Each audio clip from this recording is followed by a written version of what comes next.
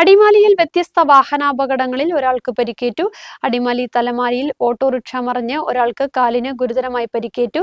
കൊച്ചി ധനുഷ്കോടി ദേശീയപാതയിൽ അടിമാലി ലക്ഷം വീട് കോളനിക്ക് സമീപം വിനോദസഞ്ചാരികൾ സഞ്ചരിച്ച കാറ് നിയന്ത്രണം നഷ്ടപ്പെട്ട് കലുങ്കിന് താഴേക്ക് പതിച്ചു.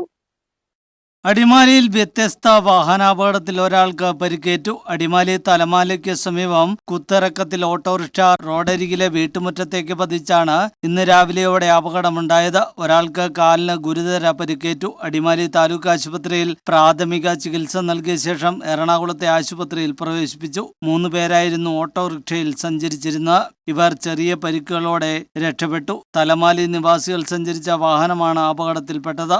കൊച്ചി ധനുഷ്കോടി ദേശീയപാതയിൽ അടിമാലി ലക്ഷം വീട് കോളനിക്ക് സമീപത്ത് വിനോദസഞ്ചാരികൾ സഞ്ചരിച്ച കാർ നിയന്ത്രണം നഷ്ടപ്പെട്ട് കലുങ്കിന് താഴേക്ക് പതിച്ചാണ് അപകടമുണ്ടായത്.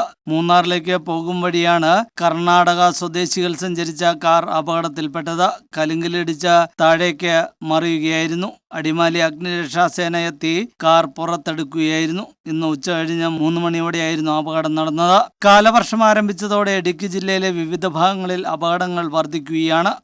News bureau, Adimali.